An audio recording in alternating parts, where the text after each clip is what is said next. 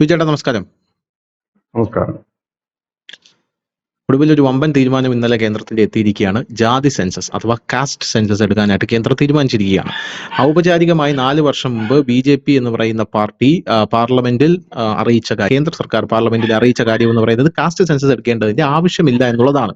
ഇപ്പോൾ ഒരു ക്രെഡിറ്റ് വാർ നടക്കുന്നുണ്ട് ഈ കാസ്റ്റ് സെൻസസ്. ക്രെഡിറ്റ് വാർ എന്ന് പറഞ്ഞു കഴിഞ്ഞാൽ ഇത് കോൺഗ്രസിന്റെ ഒരു വിജയമാണ് എന്ന് പറഞ്ഞ് രാഹുൽ ഗാന്ധി അടക്കം രംഗത്തെത്തിയിട്ടുണ്ട്. ഇത് ഞങ്ങളുടെ വിജയമാണെന്ന് രാഹുൽ ഗാന്ധി പറയുമ്പോൾ അദ്ദേഹം പറയുന്ന വേറൊരു കാര്യമുണ്ട്. കാസ്റ്റ് സെൻസസ് എത്തിയല്ലോ, ഇനിയിപ്പോ പ്രൈവറ്റ് ഇൻസ്റ്റിറ്റ്യൂഷൻസിൽ സംവരണം കൊണ്ടുവരണം എന്നൊരു പുതിയ ആവശ്യം രാഹുൽ ഗാന്ധി വച്ചിട്ടുണ്ട്. വാ തുറന്നാൽ ദളിത്, മുസ്ലിം, ദളിതരെ പീഡിപ്പിക്കുന്നു എന്നുള്ള ഒരു കാര്യം മാത്രമേ രാഹുൽ ഗാന്ധിക്ക് പറയാനുള്ളൂ. പറയുന്ന വല്ലത് മണ്ടത്തരമാണ്, നമുക്കറിയാലോ.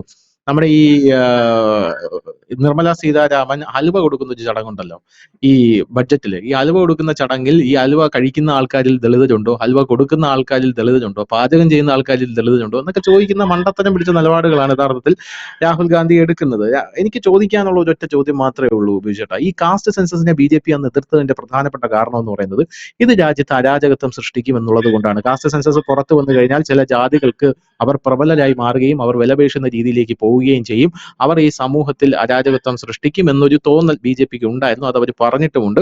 പോരാത്തതിന് ഇപ്പൊ നിൽക്കുന്ന സംവരണത്തിൽ വലിയ ഒരു അരക്ഷിതാവസ്ഥ വരും, വലിയൊരു അനിശ്ചിതത്വം വരും എന്നുള്ള ഒരു സംഭവം BJP അന്ന് പറഞ്ഞിരുന്നു. ഇത് രാജ്യത്ത് കലാപം ഉണ്ടാക്കാനുള്ള നീക്കമാണെന്നാണ് അന്നേ ഇവർ പറഞ്ഞിരുന്നത്. അപ്പൊ എനിക്ക് ചോദിക്കാനുള്ളത് എന്താണ് ഈ ജാതി സെൻസസിന്റെ യഥാർത്ഥത്തിലുള്ള പ്രോസ് ആൻഡ് കോൺസ് എന്നുള്ളതാണ്. ജാതി സെൻസസ് നമ്മുടെ രാജ്യത്ത് വേണം എന്നുള്ള ഒരു ആളാണ് ഞാൻ. അങ്ങനെ ഒരെണ്ണം വേണം. 1931 അവസാനമായിട്ട് നമ്മൾ ജാതി സെൻസസ് എടുത്തത്. 2011 നമ്മളൊരു സെൻസസ് എടുത്തത്. അത് പക്ഷെ നമ്മുടെ സാമ്പത്തിക സാമൂഹിക ജാതീയപരമായ കാര്യങ്ങളെ കുറിച്ചൊരു സെൻസസ് ആയിരുന്നു. പക്ഷെ അതിന്റെ ഡേറ്റാസ് ഒന്നും നമ്മൾ ഇതുവരെ പുറത്ത് വിട്ടിട്ടില്ല. അപ്പൊ നമ്മൾ അതിന്റെ വെച്ചിട്ട് ഒരു കണക്കിലാണ് നമ്മൾ ഇത്ര ശതമാനം അവരുണ്ട്, ഇത്ര ശതമാനം ഇവരുണ്ടെന്ന് നമ്മൾ പറയുന്നത്. അതായത് ഓരോ വർഷവും ഇത്ര ശതമാനം കൂടാം എന്നൊരു കാൽക്കുലേഷനിലാണ് നമ്മളത് പോകുന്നത്. പിന്നെ അതിനിടയ്ക്ക് നടക്കുന്ന പല ചില സ്വകാര്യ സർവേകളിലൊക്കെ ഇന്ന കാസ്റ്റുകാർ കുറഞ്ഞിട്ടുണ്ട്, ഇന്ന കാസ്റ്റുകൾ കുട്ടികൾ കുറയുന്നു എന്നൊക്കെ വെച്ചിട്ട് അതിന്റെ കണക്ക് വെച്ച് നമ്മൾ ശതമാനം കുറച്ചും കൂട്ടിയൊക്കെ നടത്തുന്ന ഒരു ഒരു ഊഹമാണ് നമ്മളിപ്പോ ശരിക്കും. ഇപ്പൊ ഇത്ര കാസ്റ്റ് ഇത്ര ശതമാനം നമ്മൾ പറയില്ലേ, കേരളത്തില് ഇത്ര ശതമാനമുണ്ട് ഇന്ന കാസ്റ്റ്, ഇത്ര ശതമാനം എന്ന് പറയുമ്പോൾ നമ്മുടെ ആ 2011 വെച്ചിട്ട് നമ്മളൊരു കാൽക്കുലേഷൻ നടത്തി പോകുന്നതാണ്. ഇതിനകത്തൊരു ഗുണം എന്താണെന്ന് ചോദിച്ചാൽ, ആദ്യം നമുക്ക് ഗുണം പറയാം, പിന്നെ ഇതിന്റെ ഒരു ദൂഷ്യവശവും പറയാം. ഏതൊരു കാര്യത്തിനും ഗുണവും ദോഷമുണ്ട്. ഇതിന്റെ ഗുണം എന്താണെന്ന് ചോദിച്ചു കഴിഞ്ഞാല്, നമ്മളിപ്പോ സംവരണ സിസ്റ്റം തുടങ്ങിയിട്ട് പതിറ്റാണ്ടുകളായി. അപ്പൊ അതുകൊണ്ട് ആ സംവരണം കൊണ്ട് അതിന് നമ്മൾ എന്താണോ ഉദ്ദേശിച്ചത് ആ ഫലം ചെയ്തോ ഇല്ലയോ എന്ന് നമുക്ക് അറിയാൻ ഇത് മൂലം കഴിയും.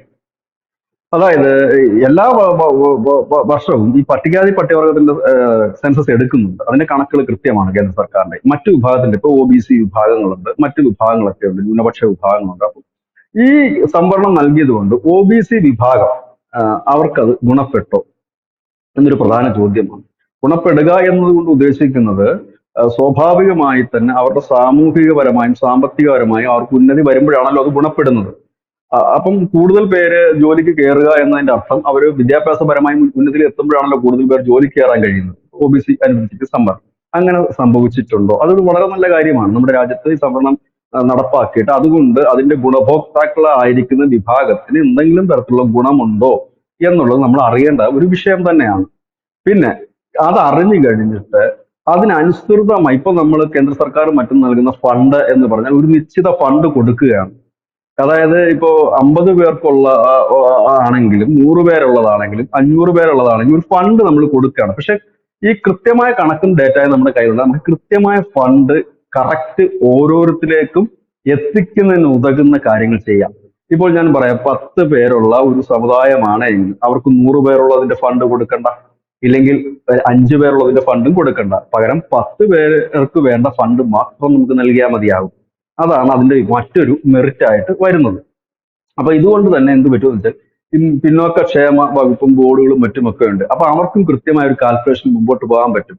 ഈ സ്വയം തൊഴിലിനുമൊക്കെ ധാരാളം കോടിക്കണക്കിന് രൂപ ലോണും മറ്റുമൊക്കെ എല്ലാ ഈ സാമുദായിക മത സമുദായത്തിനും വേണ്ടി കേന്ദ്ര സർക്കാർ നൽകുന്നുണ്ട്. അപ്പൊ അതൊക്കെ എങ്ങനെയാണ് കൃത്യമായി പോകുന്നുണ്ടോ, വിനിയോഗിച്ചിട്ടുണ്ടോ, ഇതിൽ എത്ര പേര് ജോലിക്കാരായിട്ടുണ്ട്, എത്ര പേര് വിദ്യാസമ്പന്നരായിട്ടുണ്ട്, ഒപ്പം തന്നെ ഈ പറയുന്ന ബിസിനസ്സിലും സ്വയം പര്യാപ്തതയിലേക്ക് എത്തിയിട്ടുണ്ട്, വീടുകൾ എത്ര പേർക്കുണ്ട്, ഇതെല്ലാം നമുക്ക് അറിയാനായിട്ടും നമുക്ക് കഴിയും. വളരെ നല്ല കാര്യമാണ്.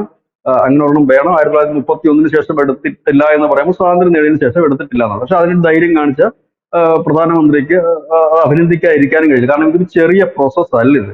ഇതിപ്പോ നമ്മൾ വിചാരിക്കും നാളെ രാവിലെ പോയിട്ട്, ഒരുപക്ഷെ കേരളം പോലുള്ള സ്ഥലങ്ങളിൽ അത് ഒരു 3-4 മാസം കൊണ്ട് ഈ സെൻസസ് പൂർത്തിയാക്കാൻ കഴിയും. പക്ഷെ അതിനുള്ള മാൻ പവർ നമുക്കില്ല. ഇപ്പൊ ടീച്ചേഴ്സിനൊക്കെ ആയിരിക്കും വേണ്ടി ഉപയോഗപ്പെടുത്തുന്നത്. അപ്പൊ അവരുടെ ഒരു ടൈം നോക്കണം, വെക്കേഷൻ ടൈം നോക്കണം, ഇല്ലെങ്കിൽ അവരുടെ അവൈലബിലിറ്റി നോക്കണം. നമുക്കറിയാലോ നമ്മുടെ കേരളത്തിൽ എത്ര അധ്യാപകരുണ്ട്, ഇല്ലെങ്കിൽ മറ്റ് സർക്കാർ ജീവനക്കാരെ എല്ലാവരെയും നമുക്ക് ഇതിനു വേണ്ടിയിട്ട് ഇറക്കി വിടാനും കഴിയില്ല. ഇപ്പൊ പോലീസോ ഇല്ല ആരോഗ്യരംഗത്തുള്ളവരൊന്നും ഇറക്കി വിടാൻ കഴിയില്ല. അപ്പം അവർക്ക് ഒരു ടൈം നോക്കണം. പിന്നെ അവർ വീടുകളിൽ ചെല്ലണം. ഇതെല്ലാം കിട്ടിയിട്ട് ഇതിന്റെ ഡേറ്റ കളക്ട് ചെയ്തിട്ട് പ്രോസസ്സിംഗ് ഉണ്ട്. ഓരോ സ്ഥലങ്ങളിൽ നിന്നും കൃത്യതയാണ്. ഇത് ക്രോസ് ചെക്കിംഗ് കൂടെ നടത്തണം. ചുമ്മാതെ കൊട്ടത്താപ്പിന് എഴുതിയിട്ട് വരാൻ പറ്റത്തില്ലല്ലോ. അവിടെ കയറി പിന്നെ ശങ്കരൻ ഇന്ന ജാതി ഇന്ന മതം എന്ന് എഴുതിയിട്ട് പോകാൻ പറ്റില്ല. ഇത് ക്രോസ് ചെക്ക് ചെയ്യണം. കാരണം ഇത് നാളെ എന്തെങ്കിലും ഒരു വിഷയം വന്നു കഴിഞ്ഞാൽ ഈ മൊത്തത്തിൽ കുരുങ്ങും. അതുകൊണ്ട് ക്രോസ് ചെക്ക് ചെയ്യണം. അതായത് നീണ്ടു നിൽക്കുന്ന ഒരു പ്രോസസ്സിംഗ് ആണിത്. അതായത് ഇപ്പം കേന്ദ്ര സർക്കാർ ജാതി സെൻസസ് എടുക്കാൻ പോകുന്നു എന്ന് പറയുമ്പോൾ നമ്മൾ വിചാരിക്കും എടുകൊടുക്കെ അറിയുന്ന മതി, ഇന്ന് അങ്ങോട്ട് ഇറങ്ങി തിരിച്ച് നാളെ ഈ കിട്ടും, മറ്റന്നാൾ മുതൽ ചാനലിലൊക്കെ നമ്പർ വരും, ക്രിസ്ത്യാനി എത്ര, മുസ്ലിം എത്ര, അങ്ങനെ വരും എന്നാണ് നമ്മൾ കരുതുന്നത്. അങ്ങനെ ഉടനെ പ്രതീക്ഷിക്കേണ്ട, ഉടനെ കിട്ടുകയാണ്. പിന്നെ ഗുണ്ടടിച്ചിറക്കും. അതൊന്നും സംശയമില്ലാത്ത കാര്യം. സെൻസസ് തുടങ്ങുമ്പോൾ തന്നെ ഒരുപാട് പിന്നെ ഇപ്പൊ ഈ ഓൺലൈൻസ് ഉള്ളതുകൊണ്ട് ഒരുപാട് ഓൺലൈൻസ് പറയും ഇന്ന ജാതിക്കാർ കൂടുതലാണ്. അതൊന്നുമില്ല, അങ്ങനെയൊന്നും സംഭവിക്കാനും പോകുന്നില്ല. ഇനി ഇതിന്റെ ദൂഷ്യവശങ്ങൾ ധനുഷ് നേരത്തെ സൂചിപ്പിച്ചാണ്. ഒരു അരാജകത്വത്തിന്റെ വിത്തുപാകൽ കൂടി ഇതിൽ വേണമെങ്കിൽ സംഭവിക്കും. നമ്മൾ ഈ മണ്ഡൽ കമ്മീഷൻ റിപ്പോർട്ടൊക്കെ നമ്മൾ കണ്ടതാണ്. മണ്ഡൽ കമ്മീഷൻ റിപ്പോർട്ടൊക്കെ ഈ രാജ്യത്തെ പിടിച്ചുലച്ചതും അത് എത്ര വലിയ കലാപമായി മാറി എന്നൊക്കെ നമ്മൾ കണ്ടിട്ടുള്ളവരാണ് നമ്മൾ. അപ്പൊ ഈ ജാതി എന്ന് പറയുന്നത് മതത്തെക്കാൾ കുറച്ചുകൂടി സ്പീഡിൽ കത്തുന്ന ഒരു ഇന്ധനം തന്നെയാണ്. ഈ പെട്രോളും ഡീസലും എന്നൊക്കെ പറയുന്ന പോലെ രണ്ട് ഇന്ധനങ്ങളാണ് ഈ ജാതി മതം എന്നൊക്കെ പറയുന്നത് തന്നെ. അപ്പൊ അതിനെ കത്തിച്ചെടുക്കുക. ഇപ്പോൾ നമ്മുടെ നാട്ടിൽ നടക്കുന്ന ഈ മതത്തെ കത്തിച്ച് ഊതിപ്പെരിപ്പിച്ച് തീ ഉണ്ടാക്കുകയാണെങ്കിൽ അത് കുറച്ചുകൂടെ സിമ്പിൾ ആണ് ജാതീയപരമായി. ഇതിനകത്ത് കുറെ ഡ്രോബാക്ക്, ഇതിനകത്ത് കുറെ പ്രശ്നങ്ങൾ വരാൻ സാധ്യതയുള്ളത്. ഇപ്പോ ഈ ഒരു ജാതി, ഇപ്പം നമുക്ക് നമ്മൾ മതേതര രാജ്യമാണ്, അതുകൊണ്ട് തന്നെ നമ്മൾ അങ്ങനെ ചിന്തിക്കുന്നില്ല എങ്കിൽ പോലും നമുക്കറിയാം നമ്മുടെ കേരളത്തിലേക്ക് ഒരു ഉദാഹരണം എടുത്തു കഴിഞ്ഞാൽ കേരളത്തിലെ പല മണ്ഡലങ്ങളിൽ സ്ഥാനാർത്ഥി നിശ്ചയിക്കുന്നത് ജാതി അടിസ്ഥാനത്തിൽ തന്നെയാണ്. തിരുവനന്തപുരത്ത് ഏറെക്കുറെ എല്ലാം നായന്മാരായിരിക്കും, അവിടെ മറ്റൊരു കാസ്റ്റിനെ നിർത്താറില്ല, ചോദിക്കുമ്പോൾ മതേതരത്വമാണ്. മലപ്പുറത്ത് മുസ്ലിങ്ങളായിരിക്കും, വേറൊരു കാസ്റ്റിനെ നിർത്താറില്ല, ചോദിക്കുമ്പോഴും മതേതരത്വമായിരിക്കും. പക്ഷെ മതേതരത്വമല്ല. കാരണം അവിടെ ഏറ്റവും കൂടുതലുള്ള സമുദായം ഏതാണോ അവരുടെ വോട്ട് കിട്ടുന്നതിന് വേണ്ടിയിട്ടാണ് ഇന്ന കാസ്റ്റിനെയോ ഇല്ല ഇന്ന മതത്തെയോ തന്നെ അവിടെ കൊണ്ട് സ്ഥാനാർത്ഥിയാക്കുന്നത്. അപ്പോ ഈ ജാതി സെൻസസ് കൃത്യമായി വന്നു കഴിഞ്ഞാല് ഓരോ ഇടങ്ങളിലും ഓരോ മണ്ഡലങ്ങളിലുമുള്ള ജാതിയുടെ കൃത്യമായ കണക്ക് കിട്ടും. അപ്പോഴെന്ത് പറ്റും എന്ന് വെച്ച് കഴിഞ്ഞാൽ രാഷ്ട്രീയ പാർട്ടികൾ ഇപ്പോൾ പ്രബലരെന്ന് കരുതുന്ന പല സമുദായത്തെ തഴയുന്നതിന് അത് ഇടയാക്കും. ഇപ്പോൾ എക്സ് എന്ന് പറയുന്ന സമുദായം അവർ നമ്മൾ പ്രബലരാണെന്ന് കരുതുന്നു. പക്ഷെ ജാതി സെൻസസ് പുറത്തു വരുമ്പോൾ എക്സ് എന്ന് പറയുന്ന ഒരാൾ തിരുവനന്തപുരം സെൻട്രലിൽ ഇല്ലെങ്കിൽ നേമത്ത് ആ പറയുന്ന പ്രബലമായ ജാതി കുറവാണ്, ഇത്രയും നാൾ നമ്മൾ കരുതിയത് പോലെയല്ല, അവരുടെ ശതമാനം 20 ഉള്ളൂ, മറ്റവരുടെ ശതമാനം 25 പക്ഷെ നമ്മൾ ഇതുവരെ കരുതി അവർ കുറവാണ്. അപ്പൊ പിന്നെ എന്ത് ചെയ്യും?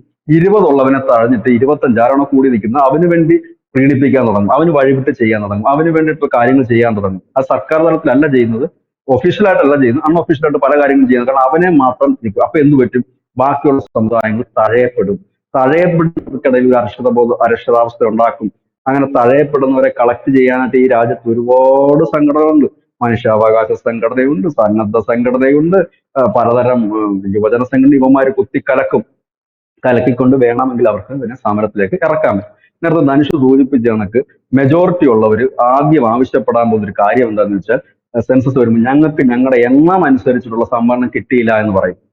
അപ്പൊ ആകെ നമുക്ക് 50% സംവരണമേ കൊടുക്കാൻ കഴിയും. എണ്ണം അനുസരിച്ചുള്ള സംവരണം കിട്ടിയില്ല എന്ന് പറയുമ്പോൾ സ്വാഭാവികമായിട്ട് അവർ അടുത്ത് വെക്കുന്ന ടീം അവർ പറയത്തില്ല. അവർ ഉദ്ദേശിക്കുന്നത് എന്തായിരിക്കും? മറ്റ് SC ST അടക്കമുള്ളവരുടെ സംവരണത്തിൽ നിന്ന് അവർക്ക് എണ്ണം കുറവായിരുന്നെങ്കിൽ എണ്ണം കുറവായ സംസ്ഥാനങ്ങളിൽ ഇല്ലെങ്കിൽ എണ്ണം കുറവായ ഇടങ്ങളിൽ അവരുടെ സംവരണത്തിൽ നിന്ന് കുറച്ചുകൂടെ ഞങ്ങൾക്ക് ഇതാ, ഞങ്ങളുടെ എണ്ണം കൂടുതലാണല്ലോ എന്ന് പറയാനുള്ള സാധ്യതയുണ്ട്. അതുകൊണ്ടാണ് കേന്ദ്ര സർക്കാർ ഇന്നലെ പറഞ്ഞത് ഇപ്പോഴുള്ള സംവരണ സംവിധാനത്തിൽ യാതൊരു മാറ്റവും വരത്തില്ല, ഇനി കൂടിയാലും കുറഞ്ഞാലും. അതാണ് ആദ്യമേ തന്നെ പറഞ്ഞത്. അതിനുള്ള സാധ്യതകൾ, അതിന് കുത്തിക്കലക്കാൻ ആള് വരും. നമ്മുടെ രാജ്യത്ത് അങ്ങനെയാണ്. ഇനി മൂന്നാമത് ഇപ്പൊ രാഹുൽ ഗാന്ധി പറഞ്ഞു നിൽക്ക് പ്രൈവറ്റ് സെക്ടറുകളിൽ നിങ്ങൾ ജാതി സംവരണം കൊണ്ടുവരാൻ പറയും. അത് ഒരിക്കലും നടക്കാത്ത കാര്യമാണ്. എന്റെ സ്ഥാപനത്തിൽ ആര് വർക്ക് ചെയ്യണമെന്ന് ഞാനാണ് നോക്കുന്നത്. പ്രത്യേകിച്ച് പ്രൈവറ്റ് സ്ഥാപനങ്ങളൊന്നും ജാതിയും മതവും നോക്കി ആളെ എടുക്കാൻ പറ്റില്ല. അങ്ങനെയാണെങ്കിൽ പട്ടാളത്തിലും അങ്ങനെയൊക്കെ തന്നെ വേണ്ടി വരുമല്ലോ, ഓരോരുത്തർക്കും കോട്ട കൊടുക്കേണ്ടി വരും. നമുക്ക് പറ്റില്ല. കാരണം നമുക്കിവിടെ കാലിബർ ഉണ്ടെങ്കിൽ മാത്രമേ നമുക്ക് ഒരാൾക്ക് ഒരു തൊഴിൽ, ഏത് പ്രൈവറ്റ് സ്ഥാപനം, കാരണം പ്രൈവറ്റ് സ്ഥാപനത്തിൽ മുതൽ മുടക്കുന്ന സർക്കാരല്ല, ഒരുത്തൻ സ്വന്തമായിട്ട് മുതൽ മുടക്കുന്ന അവന്റെ കയ്യിലെ പൈസ എടുത്തിട്ട് അവനത് സ്ഥാപനം നടത്തുന്ന നാട്ടുകാരെ ഉദ്ധരിക്കാനോ അല്ലെങ്കിൽ കാരുണ്യ പ്രവർത്തനത്തിനോ വേണ്ടിയിട്ടല്ല. പപ്പടം ഉണ്ടാക്കുന്ന കമ്പനിയാണെങ്കിൽ അവൻ പപ്പടം ഉണ്ടാക്കുന്നത് അത് വിറ്റ് കിട്ടുന്ന പൈസയുടെ ഒരു ലാഭം അവന് വേണം, ഇതിന്റെ മുടക്കുമുതൽ തിരിച്ചു കിട്ടണം, പിന്നെ അവിടെ കുറച്ചവർക്ക് തൊഴിലും ആകും. അപ്പൊ അതിന് പപ്പടം ഉണ്ടാക്കുന്നവരെ തന്നെയാണ് അവന് വേണ്ടത്. അതല്ലാതെ വല വീശുന്നവനെ കൊണ്ടൊന്നും പപ്പടം ഉണ്ടാക്കിക്കാൻ പറ്റത്തില്ലല്ലോ.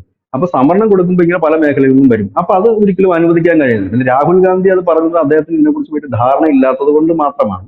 ഏതായാലും ഇത് പണ്ട് വന്നതായത് നമ്മുടെ ഈ മണ്ഡൽ കമ്മീഷൻ റിപ്പോർട്ടിന്റെ കാലത്ത് ഈ പ്രക്ഷോഭം ഉണ്ടായപ്പോൾ ആ പ്രക്ഷോഭകാരികൾ ഉയർത്തിയിരുന്ന ഒരു പ്രധാന ഡിമാൻഡുകളിൽ ഒന്നായിരുന്നു ഈ പ്രൈവറ്റ് സെക്ടറിൽ സംവരണം കൊണ്ടുവരണം എന്നുള്ളത്.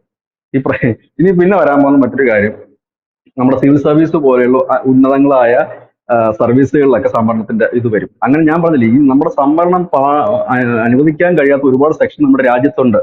ഇപ്പൊ നമ്മുടെ പട്ടാളത്തിലേക്ക് പോകാനായിട്ട് അതിൽ സംവരണം കൊണ്ടുവന്നുള്ള അവസ്ഥ ഒന്ന് ആലോചിച്ച് നോക്കിക്കേ. കാരണം പട്ടാളത്തിൽ പോകാൻ, എനിക്കും പട്ടാളത്തിൽ പോകാൻ ആഗ്രഹമുണ്ട്. എന്തുകൊണ്ടാണ് പോകാത്തതെന്ന് ചോദിച്ചാൽ എനിക്ക് അതിനുള്ള തൂക്കമോ പൊക്കവും മണ്ണമൊന്നും എനിക്കില്ല അവർ പറയുന്ന അളവിലുള്ളത്. പക്ഷെ ഞാനൊരു സംവരണത്തിന്റെ ആനുകൂല്യം നേടുന്ന ഒരാളാണെങ്കിൽ സ്വാഭാവികമായ സംവരണ അടിസ്ഥാനത്തിൽ എന്നെ എടുക്കേണ്ടി വരും. ഇല്ലെങ്കിൽ 6 അടി വേണം ഇന്ന പോസ്റ്റിനേക്ക് എന്ന് പറയുമ്പോൾ 5 അടിയോ 5.5 അടിയോ ഉള്ള ഒരാൾ അതിൽ പോയി കഴിഞ്ഞ അവസ്ഥ എന്താ? അത് എടുക്കാൻ പറ്റില്ല. പിന്നെ ശാരീരിക ക്ഷമത നോക്കി വേണ്ടടുത്ത് അത് പറ്റില്ല. ബുദ്ധിപൂർവമായി ഇപ്പൊ സയന്റിസ്റ്റിനെ വേണം നമ്മുടെ ISROയിലേക്ക്. നമുക്ക് സംവരണത്തിൽ കൂടെ സയന്റിസ്റ്റിനെ കണ്ടെത്താൻ കഴിയില്ല. കാരണം അതിൽ നിന്ന് കഴിവുള്ള ആളുകളെയാണ് നമ്മുടെ ഇപ്പൊ തന്നെ അറിയാം. നമ്മുടെ ISROയുടെ ഒക്കെ തലപ്പത്ത് ഇരുന്നിട്ടുള്ളത് നമ്മുടെ സയന്റിസ്റ്റുകൾ ബഹുഭൂരിപക്ഷം പേരും ഒരു വിഭാഗത്തിൽ നിന്നുള്ളവരല്ല. അതിൽ പേരെടുത്തിട്ടുള്ളവരൊക്കെ മുസ്ലിം ക്രിസ്ത്യൻ വിഭാഗത്തിൽ നിന്നുള്ളവരാ. സ്വാഭാവികമായി നമ്മൾ ചോദിക്കത്തില്ല, നമ്മുടെ രാജ്യം ഹിന്ദുക്കളല്ലേ ഭൂരിപക്ഷം, എന്നിട്ട് എന്താ ഹിന്ദുക്കളായിട്ട് ഇവിടെ വന്നില്ല. ഒരു അബ്ദുൽ കലാം ഉണ്ട്, നമ്മുടെ ഈ ബ്രഹ്മോസിന്റെ ഒക്കെ സൂത്രധാരി, ആലപ്പുഴക്കാരി ഉണ്ട്. ഇതെല്ലാം വേറെ വിഭാഗത്തിൽ. അപ്പൊ എന്താണ്? കഴിവാണ് മാനദണ്ഡം. പ്രൈവറ്റ് സെക്ടറിൽ അങ്ങനെയുള്ള സെക്ടറിൽ അപ്പൊ അതിനുവേണ്ടി കുത്തിത്തിരിപ്പ് ഉണ്ടാക്കാൻ പറ്റും. മനുഷ്യന് ഓർമ്മയുണ്ടാകും, ഒരു 2-3 വർഷം മുമ്പ് നമ്മുടെ ഈ അഗ്നിവീർ പദ്ധതി കൊണ്ടുവന്നു. അത് ഒരുപാട് പിള്ളേർക്ക് ഗുണം ചെയ്യുന്ന ഒരു കാര്യമായിരുന്നു. അഗ്നിവീർ പദ്ധതിക്കെതിരെ 4 ദിവസം ഈ രാജ്യത്തെ പലയിടത്തും കലാപം നടന്നു. നമ്മുടെ തിരുവനന്തപുരത്തും കോഴിക്കോടും അടക്കം പ്രകടനം നടത്തിച്ചു പിള്ളേരെ കൊണ്ട്.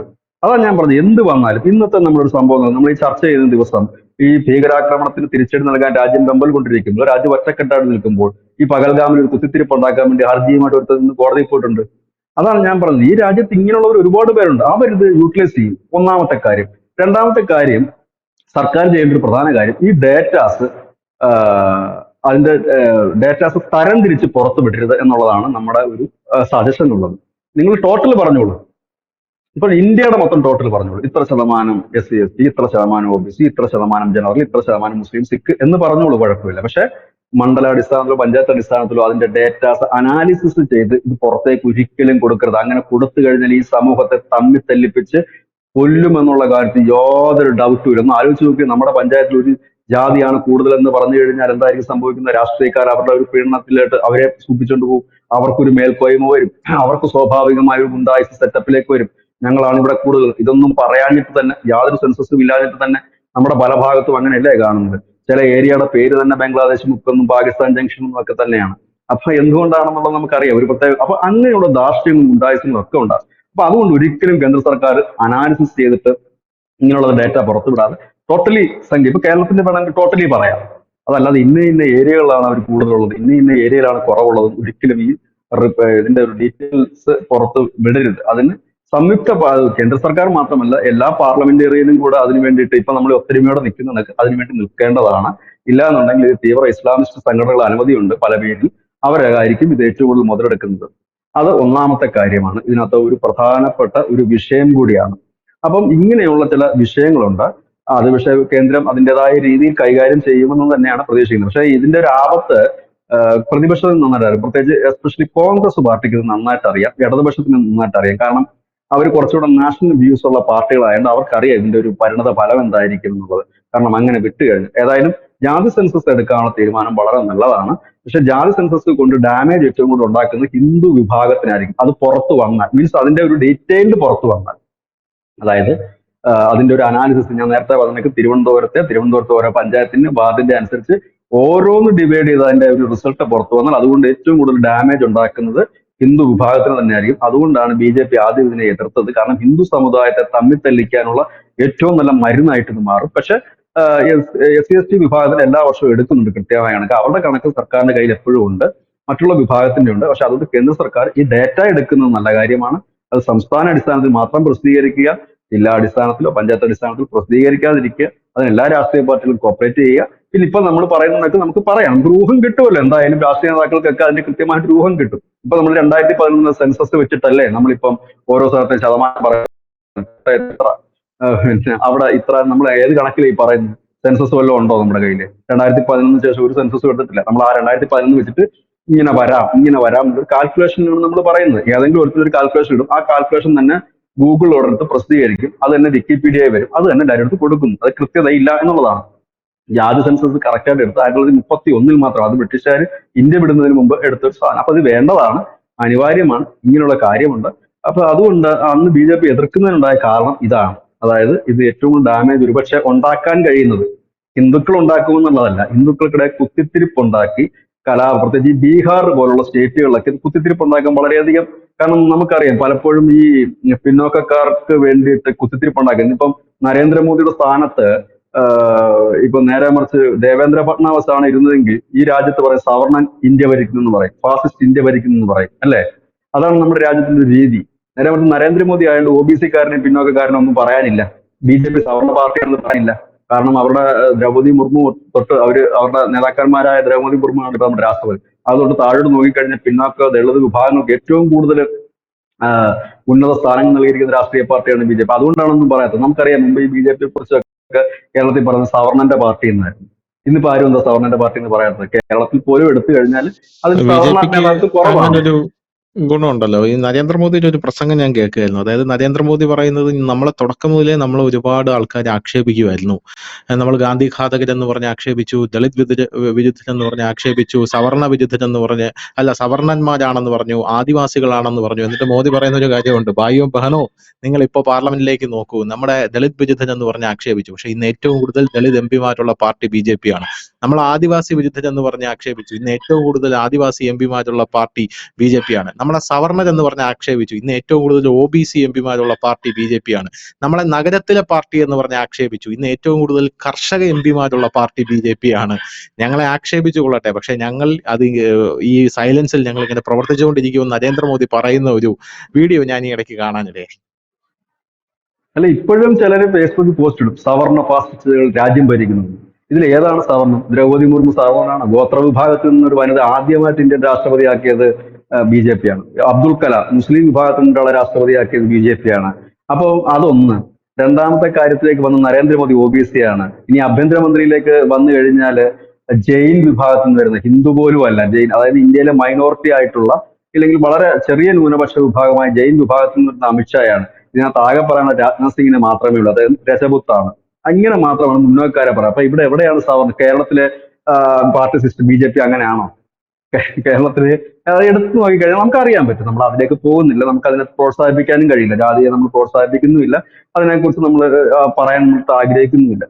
അപ്പൊ ഇന്ന് അവരത് പറയുന്നില്ല. ഇന്ത്യയിലെ ബഹുഭൂരിപക്ഷം രാഷ്ട്രീയ പാർട്ടികളും BJP സവർണ ഫാസിസ്റ്റ് ആണെന്നും സവർണ ഫാസിസ്റ്റുകൾ ഇന്ത്യ ഭരിക്കണമെന്നും അവർ പറയുന്നില്ല. എന്താ കാര്യം എന്ന് വെച്ചാൽ അവർക്ക് കാര്യങ്ങൾ അറിയാം. എന്നാലും കാര്യം അറിയാത്ത ചില സുഡാപ്പികൾ ഇപ്പോഴും പോസ്റ്റ് ഇടാറുണ്ട്, സവർണ ഫാസിസ്റ്റ് എന്ന് പറഞ്ഞ്. അവർക്ക് കാര്യം അറിയാത്തതുകൊണ്ട് പറയുന്നതാണ്. അപ്പം ഇങ്ങനെ ഒരു വലിയ ഇപ്പൊ ഏറ്റവും കൂടുതൽ സവർണ ഫാസിസ്റ്റ് എന്ന് കേൾക്കുന്ന ആള് നമ്മുടെ പിണറായി വിജയൻ. എന്തുകൊണ്ടാണ് അദ്ദേഹത്തെ സവർണ ഫാസിസ്റ്റ് എന്ന് വിളിക്കുന്നത് എനിക്ക് ഇതുവരെ മനസ്സിലാകുന്നില്ല. ഈ അടുത്ത കഴിഞ്ഞ ദിവസങ്ങളിലൊക്കെ കുറെ വിവാദങ്ങൾ ഉണ്ടായപ്പോൾ കുറെ പോസ്റ്റുകൾ ഞാൻ, സവർണ ഫാസിസം ഭരിക്കുമ്പോൾ ഇതിനപ്പുറവും സംഭവിക്കും. ഇതിനകത്ത് ആരാണ് സവർണം എന്ന് എനിക്ക് ഇതുവരെ മനസ്സിലായില്ല. എന്താണ് ഉദ്ദേശിച്ചതെന്ന് മനസ്സിലായി. അപ്പം അതൊരു വാക്കാണ്, അല്ലാതെ ഒരു അർത്ഥവും അറിഞ്ഞ് പറയുന്നൊന്നുമല്ല. ഏതായാലും ജാതി സെൻസസ് വളരെ മികച്ച കാര്യമാണ്. അത് ഒരു ആയുധമാകാതെ നോക്കണം. നമുക്കറിയാം ഓരോ രാജ്യത്തും നടക്കുന്ന സെൻസസുകൾ രാഷ്ട്രീയ പാർട്ടികൾക്ക് മാത്രമല്ല പോകുന്നത്, മറ്റ് കമ്പനികൾക്കും പോകുന്നുണ്ട് അതിന്റെ ഡേറ്റാസ്. അതും കൂടെ നമ്മൾ നോക്കണം. നമുക്കറിയാം നമ്മുടെ രാജ്യത്ത് ഒരു കമ്പനി ഒരു സോപ്പ് ഇറക്കണമെങ്കിൽ, ഉദാഹരണം പറഞ്ഞാൽ എക്സ് എന്ന് പറഞ്ഞൊരു കമ്പനി ഒരു സോപ്പ് ഇറക്കും. അവർ സോപ്പ് ഇറക്കുന്നത് എങ്ങനെയാണ്? അതിന് മുമ്പ് അവർ വിശാലമായ സർവേ നടത്തും. ആ സർവേക്ക് വേണ്ടിയിട്ടുള്ള ഏജൻസികളാണ് തെരഞ്ഞെടുപ്പ് കാലത്ത് നമുക്ക് വേണ്ടിയിട്ട് എത്ര വോട്ട് കിട്ടും, ആര് ജയിക്കും എന്നൊക്കെ പറഞ്ഞ സർവേ നടത്തും. ഇത് അവരുടെ സർവേ കമ്പനികളാണ്, സർവേ ഏജൻസികളാണ്.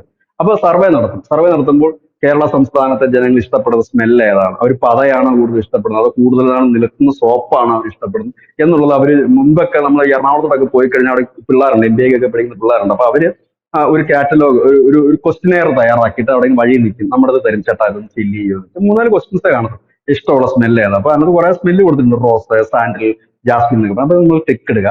പിന്നെ അരിയുന്ന സോപ്പാണോ എന്നുള്ളത്, പതയുന്ന സോപ്പാണോ, ഇതിനൊക്കെ ടെക്കിട്ട് പോകും. അപ്പൊ ഇതിൽ എന്താണോ വെച്ചാൽ നമ്മുടെ ഒരു മൈൻഡ് അറിയാൻ വേണ്ടിയുള്ള ശ്രമമാണ്. പക്ഷെ ഈ ജാതീയ സെൻസസിലേക്ക് പോയി കഴിഞ്ഞാൽ ആ ജാതികൾക്ക് അനുകൂലമായിട്ടുള്ള രീതിയിലേക്ക് ഇത് കൺവേർട്ട് ചെയ്തെടുക്കാൻ പറ്റും. ഇനി ഞാൻ വേറൊരു കാര്യം സിമ്പിൾ ആയിട്ട് പറയാം, എല്ലാവർക്കും അറിയാവുന്ന ഒരു കാര്യം കൂടെ ഞാൻ പറഞ്ഞ് നമുക്ക് അവസാനിപ്പിക്കുക.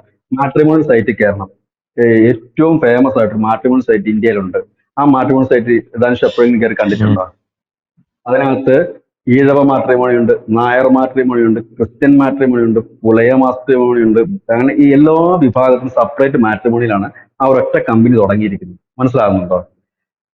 അതിൽ നിന്ന് വ്യക്തമാകുന്ന എന്താണ്, അത് സെപ്പറേറ്റ് ചെയ്തുകൊണ്ട് അവരെ മാത്രം ആകർഷിക്കാനുള്ള ഒരു തന്ത്രമാണ് ചെയ്യുന്നത്. അതേപോലെ തന്നെ ഇത് കമ്പനികളിലേക്കും മറ്റുള്ളവരിലേക്കും എത്തിക്കഴിഞ്ഞാൽ അത്തരത്തിലുള്ള ഒരു ഓഫർ വരും. ഇപ്പൊ ഒരു പക്ഷേ ഇവിടെ ഇപ്പൊ നായന്മാരാണ് കൂടുതൽ എന്ന് കരുതി കഴിഞ്ഞാൽ ആ ഏരിയയിൽ, ഇപ്പൊ നായന്മാർ കൂടുതലുള്ള ഏരിയയിൽ ചിലപ്പോൾ നാളെ ഇറക്കുന്ന ഏതെങ്കിലും ഒരു കമ്പനിയുടെ ബ്രാൻഡിന്റെ മുമ്പിൽ മന്നത്ത് പത്മനാഭന്റെ പടമായിരിക്കും വരുന്നത്. അതാണ് കമ്പനികൾക്കുണ്ടാകുന്ന നേട്ടം.